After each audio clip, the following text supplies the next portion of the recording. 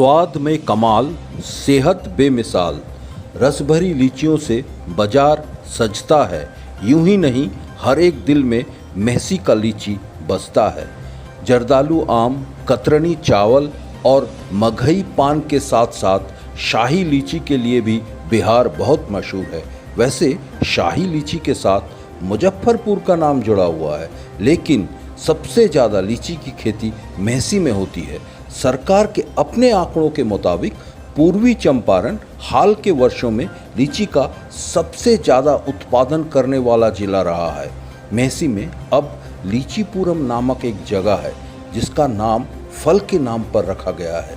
लीची पूरे जिले में 15,000 हेक्टेयर से अधिक में उगाई जाती है, लेकिन अकेले महसी क्षेत्र में 11,000 एकड़ से भी अधिक में किसानों द्वारा लीची उगाई जाती है। बिहार राज्य का सबसे बड़ा लीची उत्पादक क्षेत्र पूर्वी चंपारण का महसी है, जहां की शाही लीची देश ही नहीं विदेशों में भी भेजी जाती है।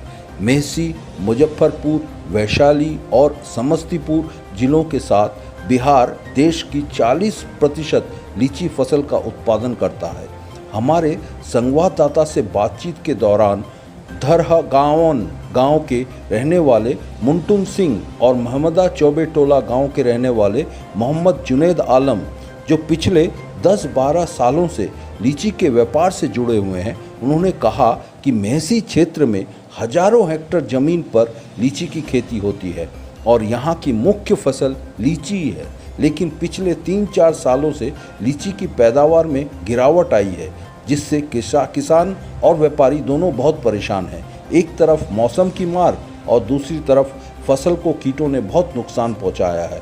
उन्होंने ये भी कहा कि प्रति पेटी पैकिंग, मजदूरी, ट्रक भाड़ा, किसानों से खरीदारी को अगर जोड़ा जाए तो प्रति पेटी की जो लागत आ रही है उस हिसाब से बाजार में लीची नहीं बिक रहा है। इस पर भी उन्होंने अपनी चिंता व्यक्त करते हुए कहा कि इस लीची के व्यापार से प्रत्यक्ष और अप्रत्यक्ष रूप से बहुत लोगों की रोजी रोटी जुड़ी हुई है। पिछले कई सालों से लीची के व्यापार से सही तरह से मुनाफा नहीं आने के कारण बहुत परेशानी हो रही है।